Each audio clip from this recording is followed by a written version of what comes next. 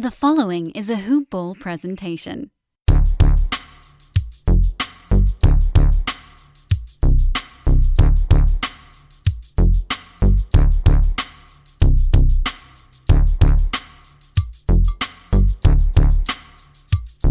Hello, and welcome to the Hoop Ball DFS Today podcast. I am your host, Mike Pacha, joined none other than my good buddy, my brother from down under, Brenton Eckersley. I had to do the great intro because I missed you, man. It's been a few weeks. You've been holding down the fort solo, doing me a huge solid. Can't thank you enough, but man, I missed you. So I'm glad to be back. And how are you doing? I'm good, man. I missed you too. I always miss you when we don't do pods together for a couple of weeks. And yeah, glad to have you back. Good to hear things are improving over there for you. The thunder from down under. Here I am. Exactly, man. You are here. And we're going to bring some heat. We got a little 7-game card on our hands. It's a nice little wonderful Monday, February 15th. Hope you guys all had a great Valentine's Day if you had the chance to spend it with your significant others. And if you didn't, doesn't matter. That means that there's more treats, there's more goodies. We look forward to the days where it's the couple days after we get the candy 50 to 75% off. That's the real holiday right there.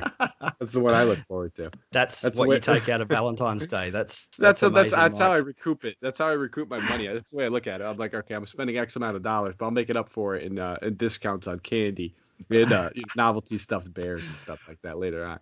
I should. You know what I did for Valentine's Day? What'd you do? Sorry, man. Sorry to jump in there. I'm a single person, so I spent my day creating an Excel document that updates live from fantasy websites for live fantasy data. That was my Valentine's Day, and I loved it. That's it, man.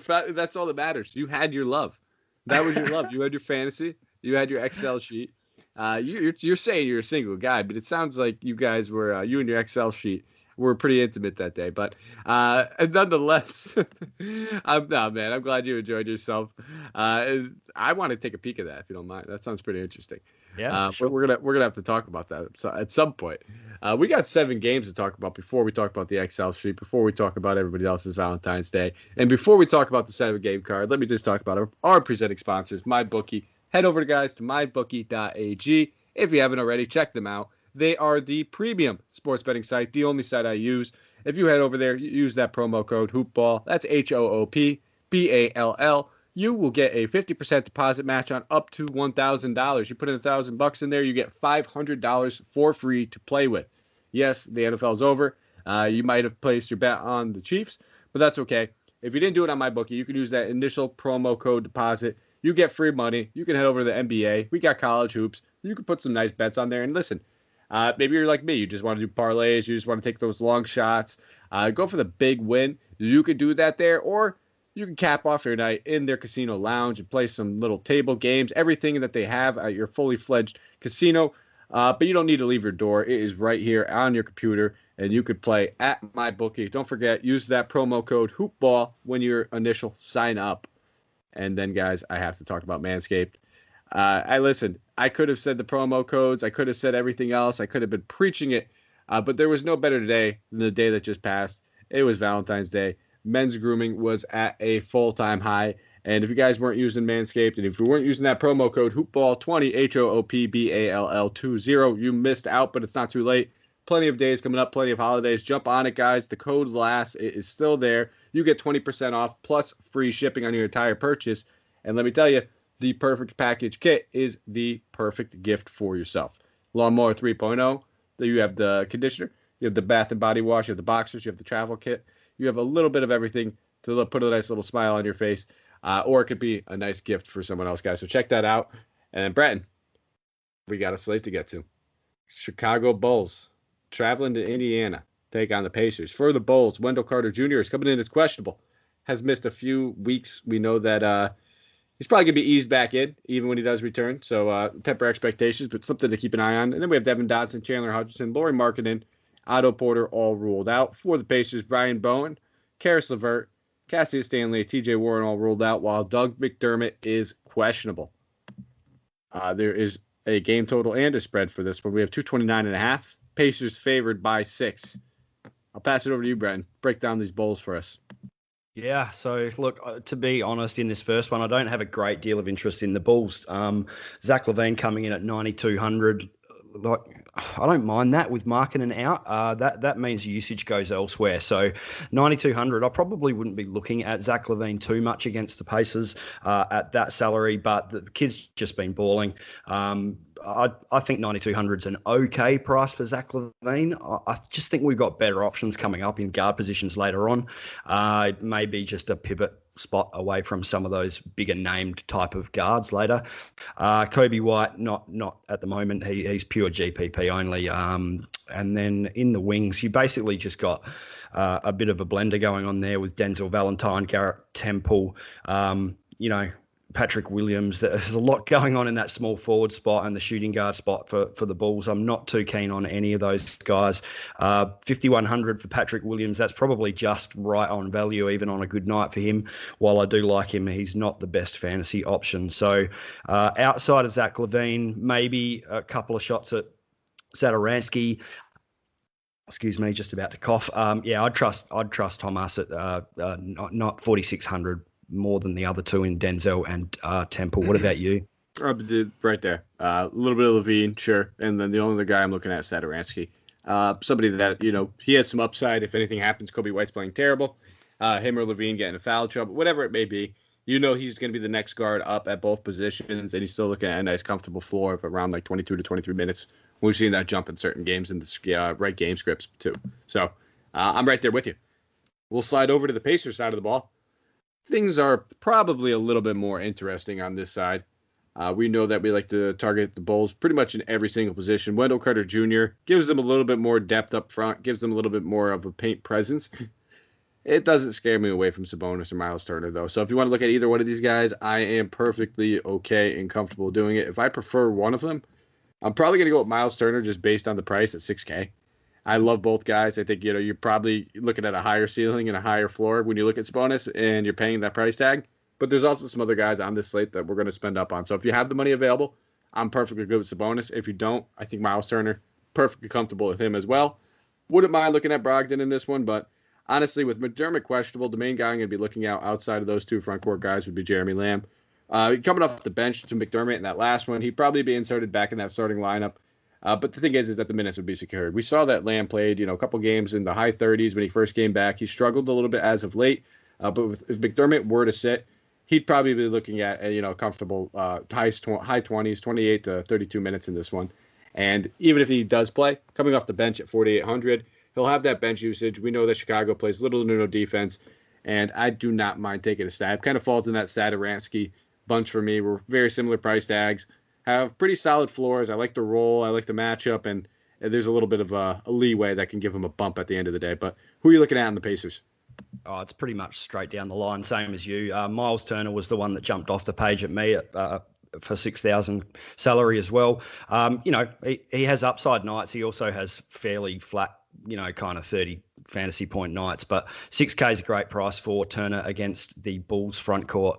Sabonis is a little too steep for me here. I think we've got other options coming up. 9,100 paying for a guy who, the matchup is what is worrying me. Not his matchup, but the matchup against the Bulls. They could just blow this team out of the water fairly quickly. And then you've paid 9,100 for a guy who may not see more than 28 minutes. So I'll just pass there. Brogdon, not at the moment. I think Jeremy Lamb's pretty good call. If McDermott sits, I don't play Jeremy Lamb unless he is starting. And that's probably it, man. If Dougie McBuckets plays 4,900, that's a bit of just a GPP play, but that questionable tag is a worrying thing. That would be it. Absolutely. We'll move on to the next game, 7 p.m. Eastern Standard Time game, one that has a lot of juice and excitement to it. We have the Houston Rockets traveling to Washington, take on the Wizards. For the Rockets, Dante Exum, Kenyon Martin Jr., Victor Oladipo, Kevin Porter Jr., and Christian Wood all rolled out. The Wizards have yet to turn in their injury report, and it's because they're playing today. And we know that there is going to be no game total and no spread because of that same reason. But, Brenton, we got some juice here. We got some narratives. We got some fire. Something. Anytime there's a narrative, man, I'm interested. Narratives. John Wall returning to Washington. Yeah, here we go. Here's the revenge narrative. Let's go. I love it, man. Listen, there's certain narratives you buy into a little bit. Any narrative, I'll hear you out. You can call me any time of the day. I don't care what I'm doing. If you got a good narrative that I didn't know about, I'll listen. But there's certain ones I take with a little bit more, credence. This being one of them. John Wall, we've heard everything that happened in the media. We've heard everything that has been said. How he felt like Washington kind of didn't give him his due time. They kind of gave up on him. This, and that. Well, this is his first chance to play in front of those front executives. Everybody in the front office to say, stick it to you. And he's going to have opportunity with no Victor Oladipo. And he's 7,500. I have to have some interest. And let's keep in mind, Washington's on the second half of a back-to-back. And there's a decent chance that he doesn't see Westbrook defense. So try to talk me out of it is what I'm saying. I can't talk you out of anything you said after revenge narrative. Yeah. I just can't. Everything you said there, the $7,500 price tag, Oladipo's out, the usage goes there. Wood is still out, so there's more usage, even more usage. It's versus the Wizards defense. You don't need a revenge narrative to play John Wall at 7,500 here. You just need everything else that you mentioned. Yeah, thank you. That's it. Yep, sign me up, John Wall, 7,500.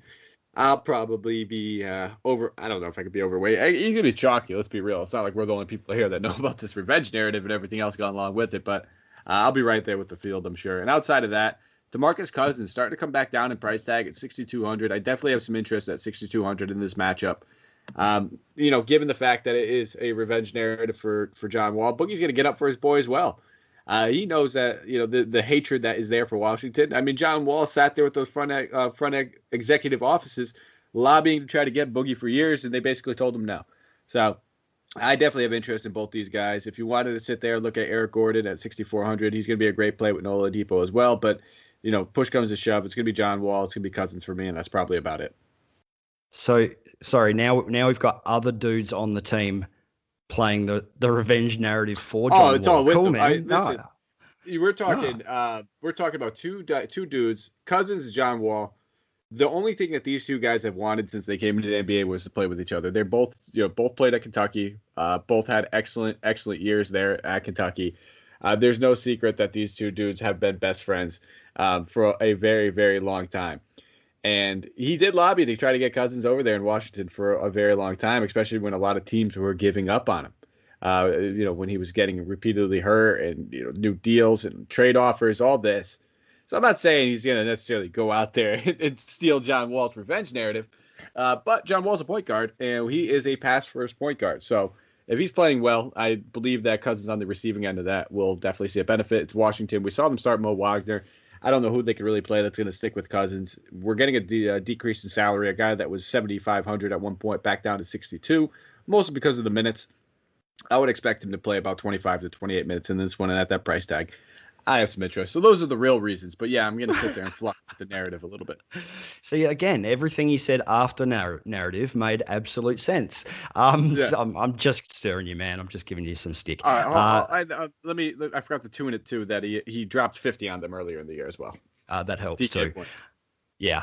Look, I have Boogie written down here as well. I just wanted to see how far you could push that revenge narrative before it broke down. But no, absolutely. Boogie's in play. Eric Gordon, 6,400. That's a little tough to swallow. Maybe if you're game stacking this game, and there's a fair opportunity to do that. This is going to be a high game total. I would have more interest in Eric Gordon and maybe just flinging in some guys like Jayshawn Tate, Daniel House Jr., just in that game stack scenario. Other than that, I'm not bothering with them. All right, we'll slide over to the other side of the ball. And I don't know where I'm getting the money. Where am I getting the money tonight? Because Bradley Beal at 8,900, if Russell Westbrook sits, how do we not play him? In this matchup, we already talked about a couple of guys that we're going to want to play. And we're going to get to a guy in a few games where I feel like he's going to be a must play. So I'm going to need the stars and scrub. I'm going to need some value to open up because I really do want a lot of shares of Bradley Beal at 8,900 in this matchup, especially if Westbrook sits. If Westbrook plays, I still want shares. I still think that's a great price tag. I think we'd get a little bit of a lower ownership, which I'd like even more. And if I'm looking at a point guard, Raul Neto has a decent little value. Westbrook sits, and Neto should see significant minutes. No Ish Smith, and then keep an eye on the center position. But it's kind of a roulette where I'm not putting my DFS dollars on any of them right now. Yeah, I can pretty much concur with all of that. Brad Beal, look, I may actually just play the fade game here with Brad Beal. Every time Westbrook sits, it's load up Brad Beal this, Brad Beal usage, Brad Beal. I just think I may stick away from him at 8,900. We have enough guys who can put up some serious fantasy points for us to play the pivot game a little bit tonight in the guard spot. So I will probably just move off of Beal just because of that Westbrook sitting news. And then again, it's same with me. It's Raul Neto at 4,600. Nobody else that I'm really looking at here for the Wizards. All right, next game. Atlanta Hawks traveling to New York. Take on the Knicks in this one. For the Hawks, Bojan Bogdanovic, Chris Dunn, DeAndre Hunter, Rajon Rondo all ruled out. Tony Snell is questionable. For the Knicks, only major injuries we need to know. Frank Ntilikina out. And then Mitchell Robinson now out after he fractured his hand, looking like a 4 to 6 week time frame. I believe they said he needed surgery as well. As far as a game total, 216. Atlanta being favored by 1 in this one. I'll pass it over to you, Brenton. Why don't you talk about these Hawks? Yeah, sure. So the name at the top of the list is always Trae Young. I'm not touching Trae Young at 9,500 versus the Knicks tonight. I just don't want to pay up for him with so many great guard options in better matchups in the slate. I just think we can do better. Fine, he has a ceiling game and burns me. I will take that, but I am more looking at the center and power forward positions for the Hawks. Clint Capella and John Collins at 7,400 and 7K respectively are way too cheap in a matchup versus the Knicks front court. Not really scared off by the low game total. I think both of these guys are well and truly in play, taking advantage of the Knicks front court. How about yourself? The only guy I have too much interest in would be John Collins. I like that price tag at 7K. I think it's a little underpriced, especially no Mitchell Robinson anymore. Nerlens Noel should draw the start. He's a very good defender. Don't get me wrong. That's probably the only thing that is good about Nerlens Noel. But I think Mitchell Robinson, obviously starting ahead of him this entire time, has a little bit of an edge on him as well. So I do like Collins at that price tag. I put up about 30, 40K points in this matchup earlier. We'll take that, but we're really hoping that we get that 40-point upside. So that's probably about it. If you want to go to a guy like, Danilo Gallinari or Cam Reddish, I wouldn't mind it. Both these guys are going to see an increase. Gallinari is probably the guy I would lean to. He's still underpriced. No DeAndre Hunter for a little while. And, he spent some time in New York before, and he gets to visit the Garden. So narrative, boom. Throw another one in there. Just keep littering them. I'm raining narratives today. Sprinkling them. You could find revenge narrative in every single matchup if you wanted to, Mike. That's my goal. That's my goal. Absolutely. That's it. No, you just need a little bit of extra juice on it, a little juice for the sauce on it. He was a big Nick. I mean, if we're talking about two teams that actually mattered for his career, it was probably New York and it was Denver. Anything else doesn't matter. I wouldn't say it would be like a revenge narrative if he goes to play OKC.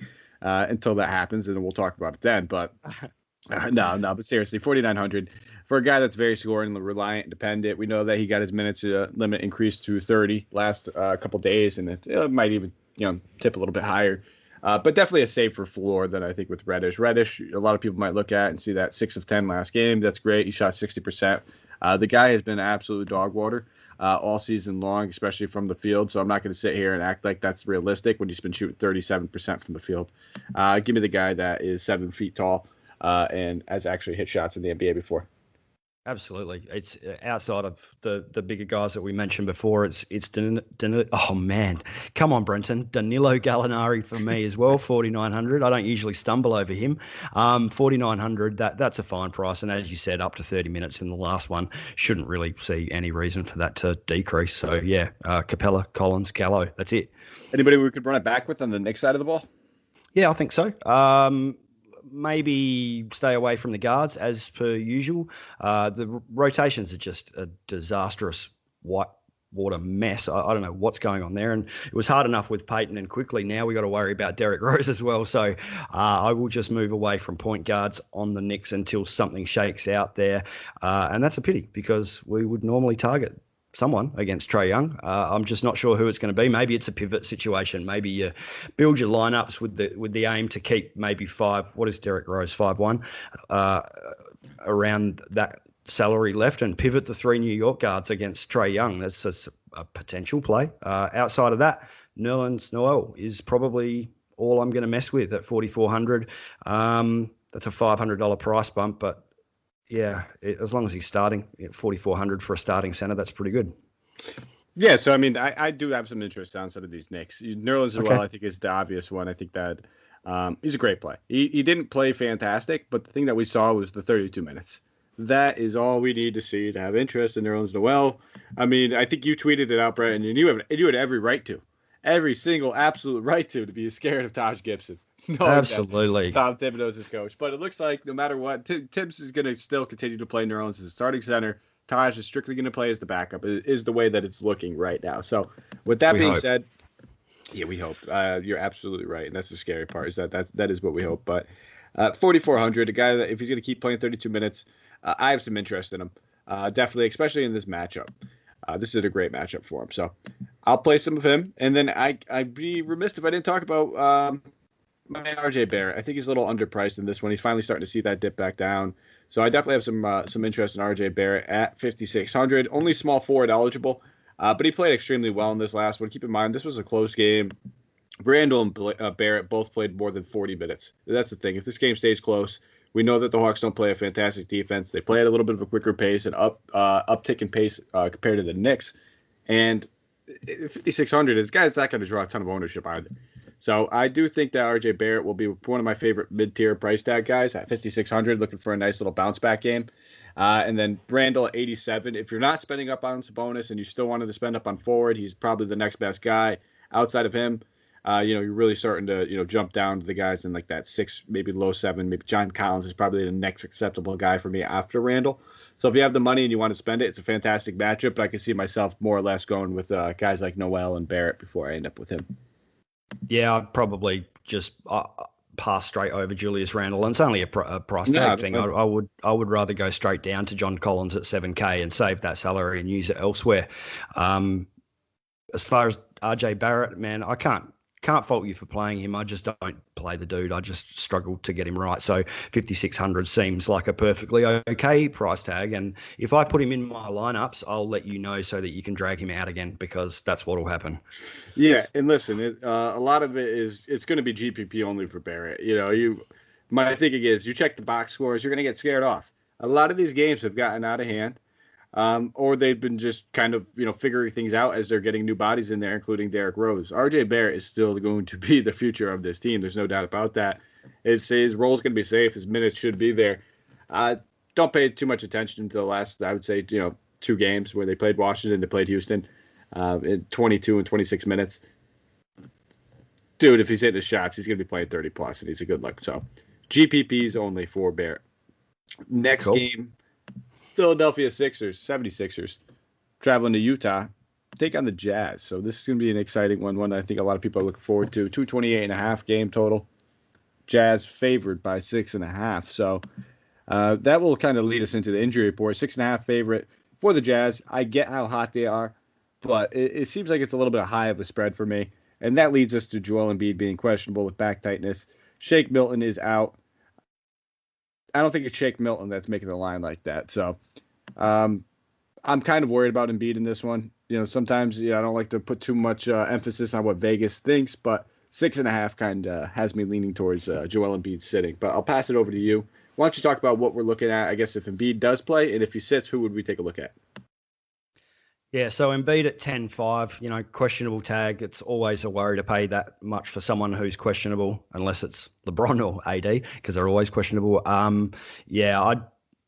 would have been all over someone else further down the fixture who is now listed at center position rather than Embiid. But if you wanted to pay up for a center, Embiid's probably a good place to do it if he does play.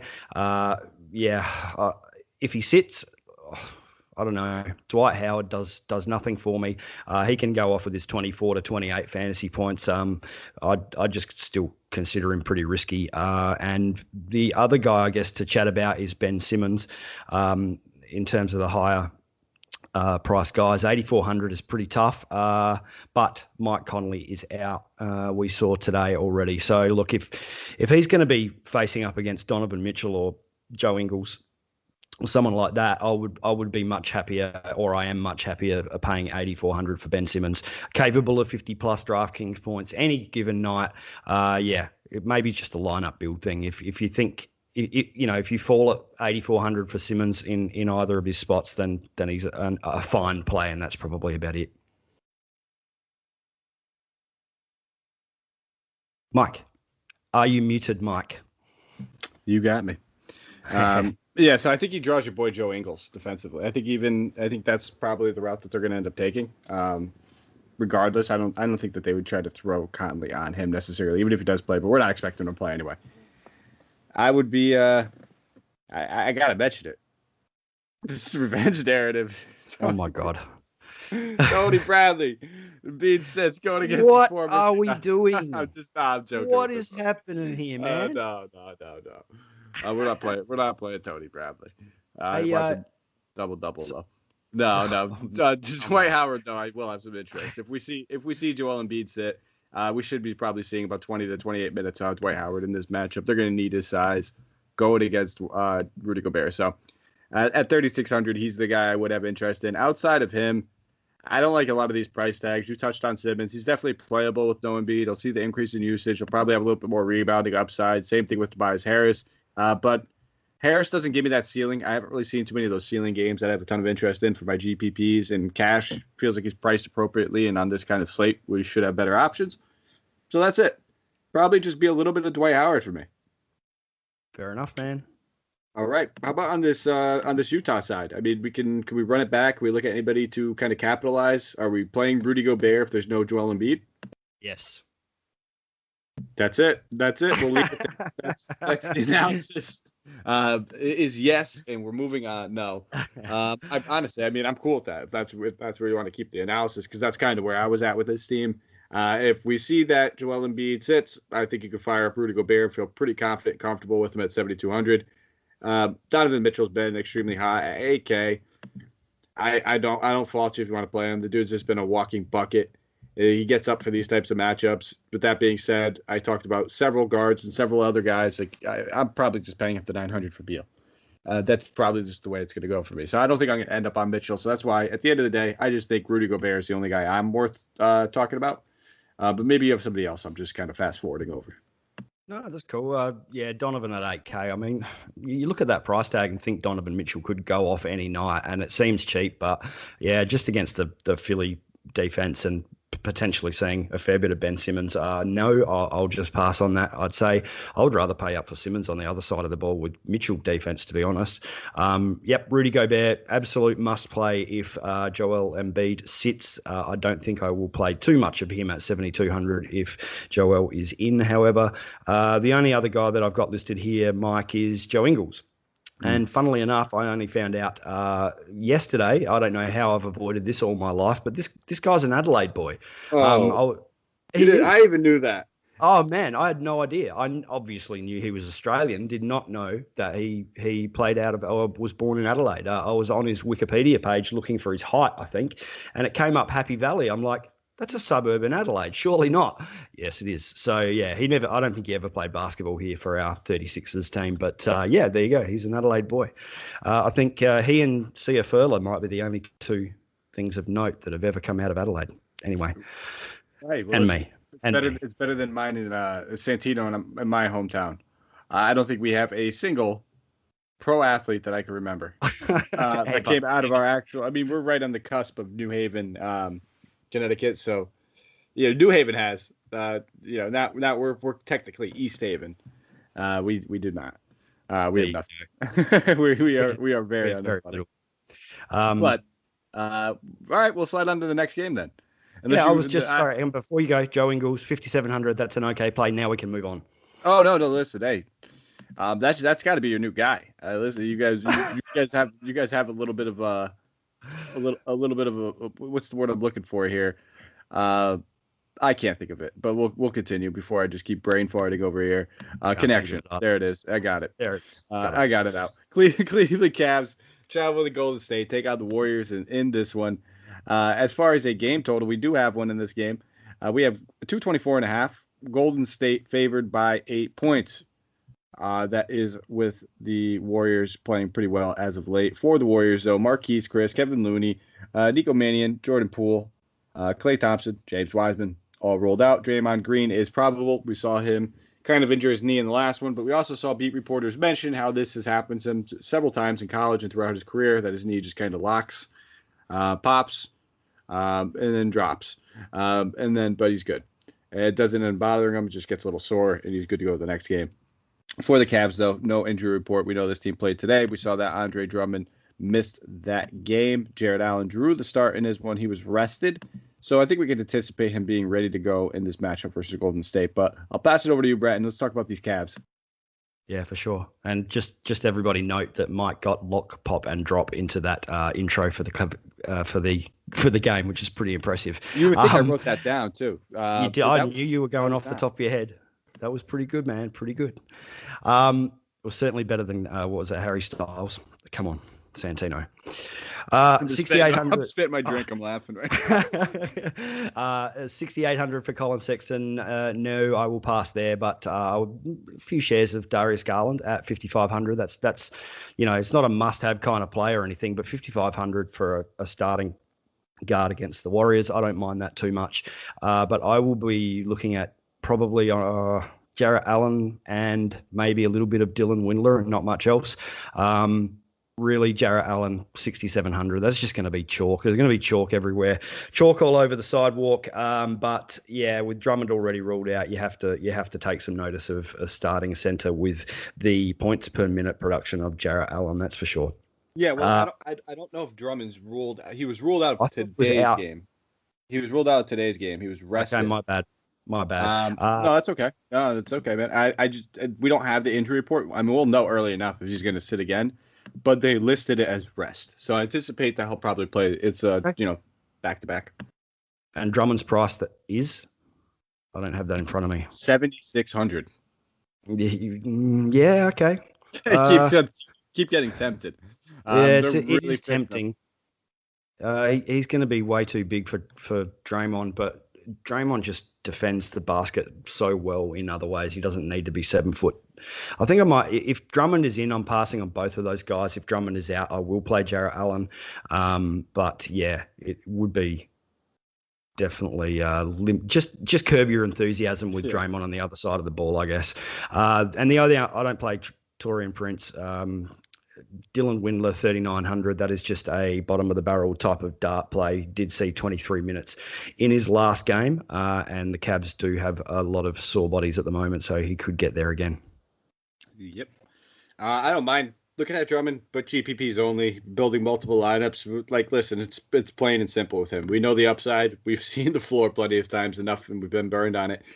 I've lost a pretty big contest, actually. I think it was like Friday. Drummond. Thank you, buddy. Appreciate that one. That happens. So prepare for it. Don't play him in your cash. Don't trust him in your cash. If you want to look at, I like that you brought up Windler. I definitely see that guy's role increasing very, very, very soon. He's just playing especially well. Been hurt for a lot of his tenure with the Cavs so far. And Garland, I think you mentioned him as well. Fair price tag for Garland. I don't mind looking at him at 5,500. I prefer him over Sexton. On the Warriors, you touched on Draymond a little bit. 6,700. You kind of gave your thoughts on him. What about some of these other guys? Yeah, I would rather just pay $7,000 for John Collins, thanks, over Draymond. The other guys, Wiggins, I never play Wiggins. I rarely play Draymond, although that has burned me in the last couple of weeks. But I think there's probably two guys I'm looking at here, and it's all the way up at Steph Curry for 9,900. His shot attempts were way down in the last one. Against the Nets, down to 17. Before that, he shot 26 times. So I'd like him to get back to closer to 26 than 17 and burn through this Cavs backcourt. And the other guy that I'm having a little bit of interest in is Kelly Ubrey, 6,500. This is just about matchup. The Cavs have been absolutely terrible at stopping wings all year. Kelly Ubrey has finally found form, and his lowest game in the last 4 or 5 games, I think, is 30 fantasy points. So he should be a pretty good mid-priced option. That's it for me. Yeah, I don't mind Ubrey. I don't think honestly, when push comes to shove, I don't think I'm playing any Warriors. So that's really, I mean, I got 7 games to choose from overall. That's 14 teams. I don't mind Steph. I'm never going to say a bad thing about him if you want to go that route. I think it's a contrarian GPP option with some of these other guys that we'll talk about. But as of right now, looking at my initial kind of, mock builds the night before, I just don't see myself landing on too many of these guys. If you wanted to take a shot on Ubrey, I don't mind it. He's probably the one guy I'd look at. Just not a ton of interest for many of them. Like you mentioned, Draymond, we have a couple guys that are a little bit cheaper, a little bit more expensive. I think I'd rather go to. For sure. No, I don't blame you for thinking that way. The thing with Steph versus some of the other higher price guards for me is just, even if his shot is not falling, which is very rare, the rebounds and the assist numbers are always there for him. And it's kind of unheralded for Steph Curry. He's just known as, the greatest, greatest shooter of all time, but he is doing other stuff out there. So anytime he goes under 10K, I am looking hard at Curry. Oh, we'll get to this guy named James Harden in a little bit. He's okay. That's kind of the main reason why I don't think I'll be on any stuff. And I talked about Beal already. Like I said, push comes to shove, I gotta cross some of these guys out. And so far, Embiid and Curry have yet to make the list. And we'll get to the next game in a second. But Miami Heat traveling to LA take on the Clippers in this one. Clippers have yet to release their injury report for the Heat. Avery Bradley, Goran Dragic, Myers Leonard, all ruled out. Gabe Vincent is probable. No game total, no spread for this one.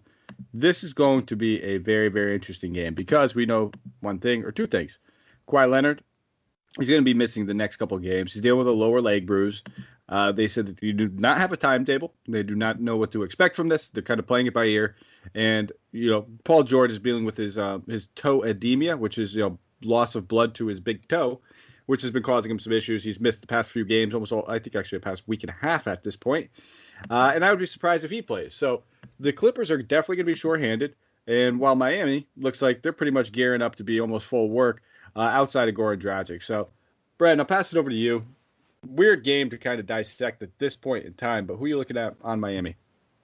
Yeah, so for the Heat, we just have to be careful here with no Paul George, no Kawhi Leonard. This could get nasty quickly. I'm not sure who the Clippers are going to roll out there. Some Morris and some Luke Kennard and guys like that. And the Heat are full strength, like you just said. So it's a little bit of a worry. I do have some interest in Kendrick Nunn at 5,600. As long as he's starting, as long as Dragic remains out, 5,600 is a decent price. There's not a massive amount of upside in Kendrick Nunn, but if you just fall at 5,600 onto him, it's certainly not a terrible play. And especially now that the Clippers are weakened defensively with their two stars out, it makes a little bit more sense. I won't be looking at Bam in this one.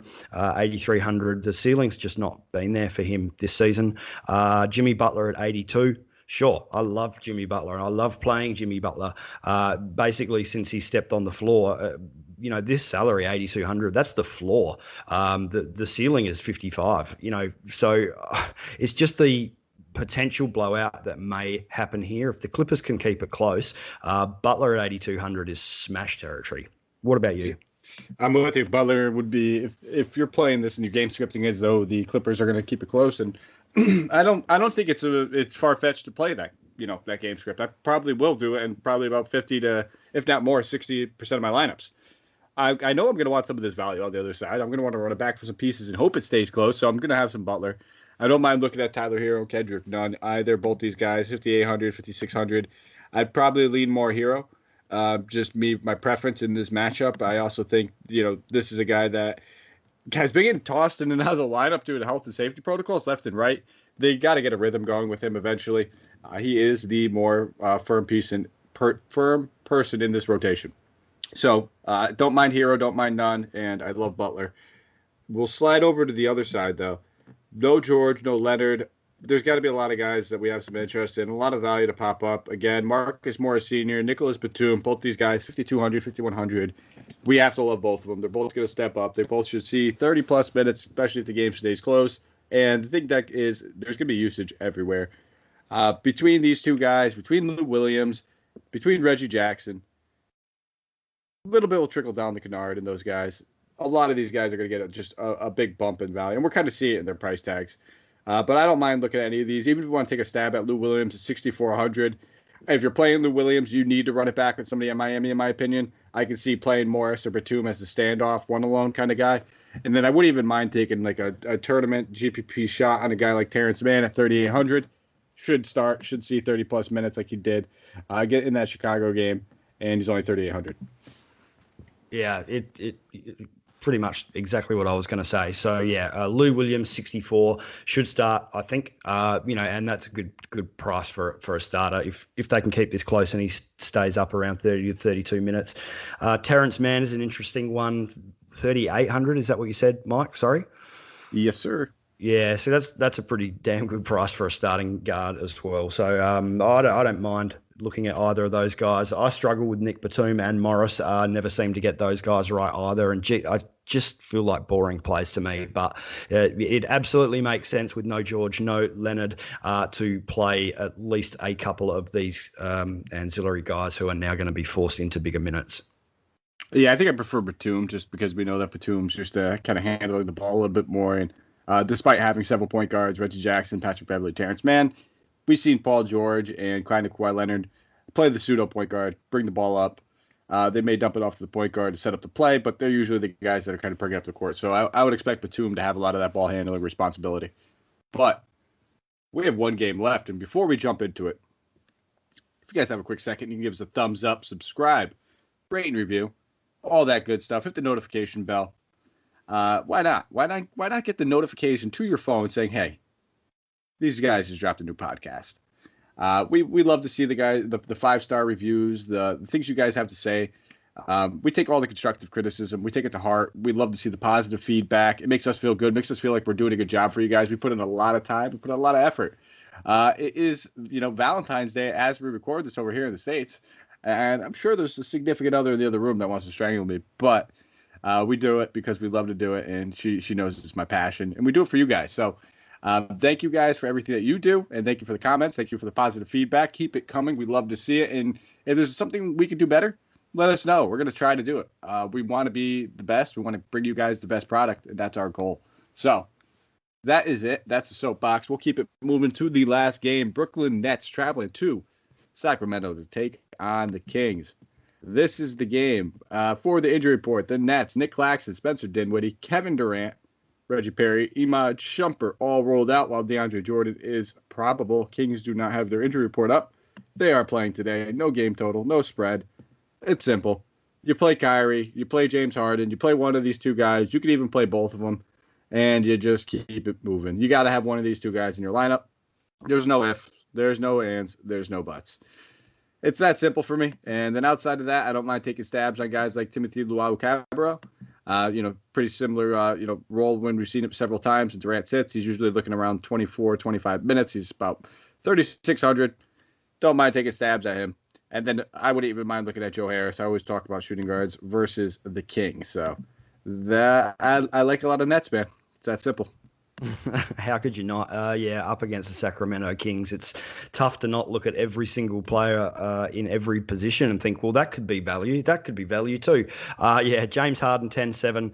Obviously, now that Kevin Durant is ruled out, I don't actually play a lot of Harden when the three big stars are in.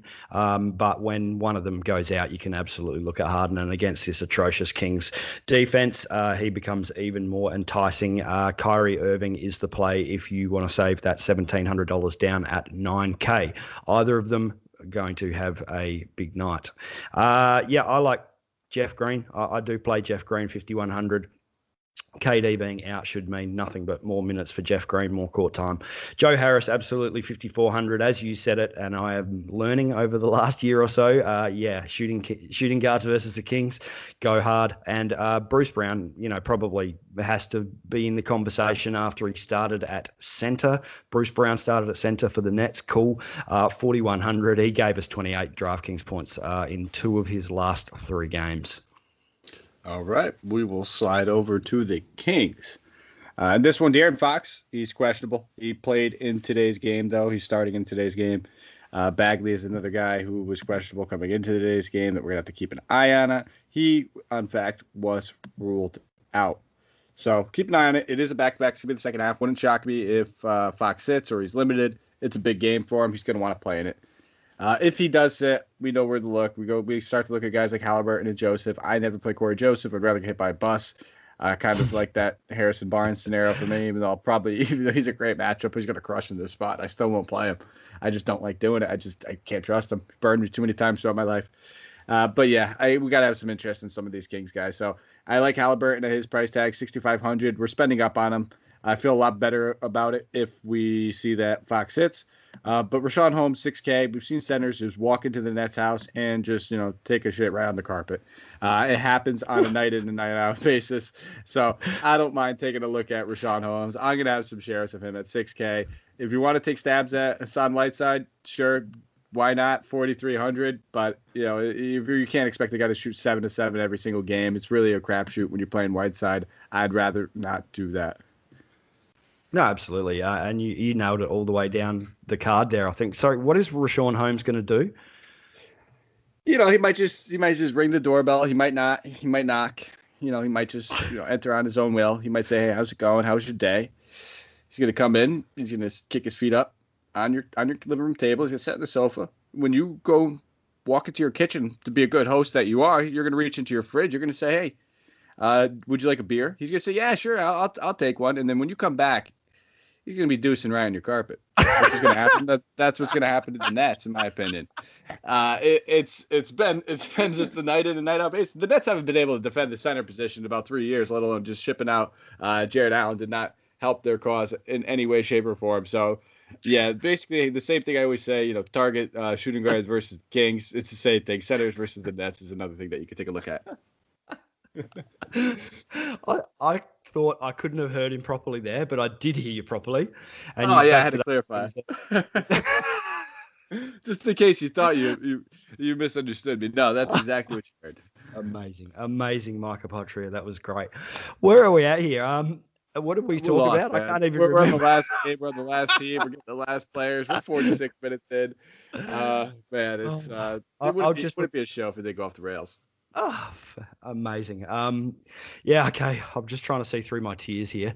Darren Fox, 8,800. That would be a pivot away from guys that we're talking about on the other side of the ball. And we've already talked about Bill Curry, lower owned type of guy with a lesser known name, maybe Darren Fox against the Nets, 8,800. Price is high, but it might win you a slate. Who knows? And of course, if he can't suit up, 6,500 for Halliburton's absolutely lock and load territory. Harrison Barnes, Buddy Hield, don't play those dudes either. And Richaun Holmes, 6K. I like that matchup against the Nets, absolutely. And so 28 minutes and 35.25 fantasy points for Nemanja Bjelica. Okay. Does that happen again? 4,800. If Bagley's not out there, it's a possibility. Mm-hmm. Good call. I like that. I'm glad you brought that up because somebody actually played tonight. Just hoping that Bagley would get ruled out. I got my way with it, and I didn't mention him. So I'm glad you brought him up.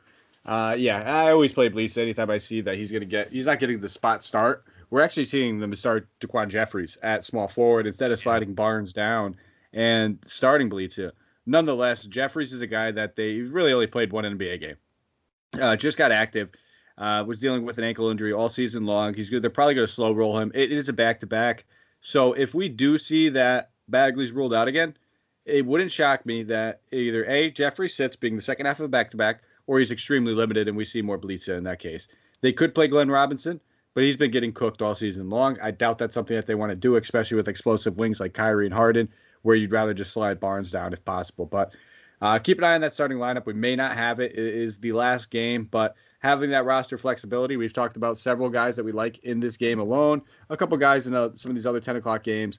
So you should be able to have that flexibility. You should be able to maneuver. Just make sure that you are building your lineups appropriately, putting all the guys playing in the later games down to the bottom in those spots that are guard, forward, and utility. So you do have that flexibility later on, and you're not stuck trying to fill a point guard or a shooting guard spot with 4,300 and you got very limited options. That's what we're trying to avoid. But that looks like it's all we have for you. So if you guys have a minute and you'd like to, go give us a follow on Twitter.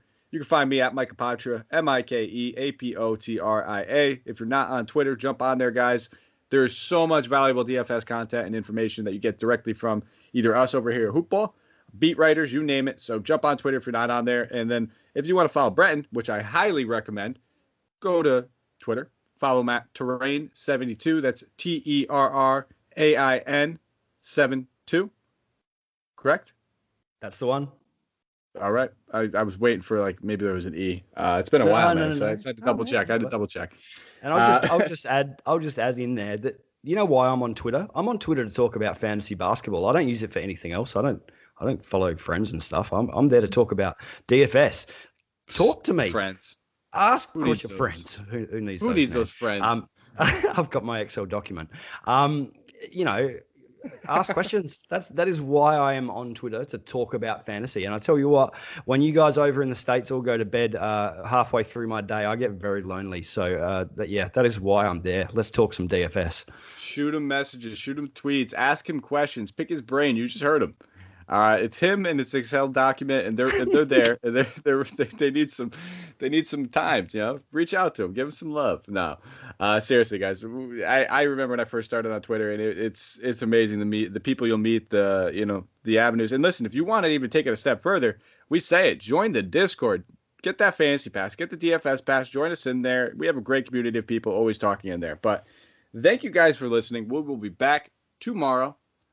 I will have the day off. It'll be Santino.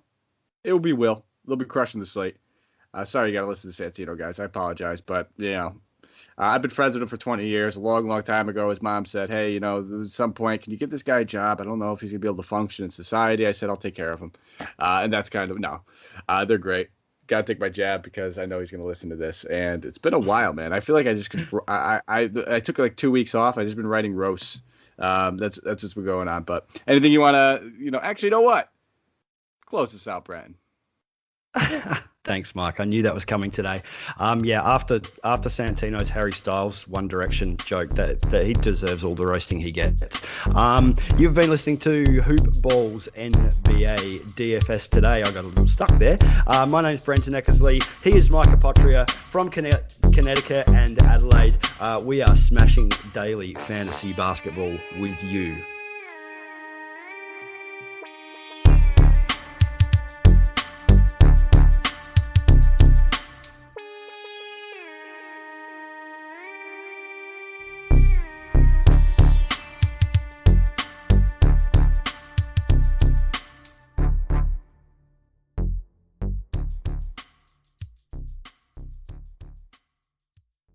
This has been a Hoop Ball presentation.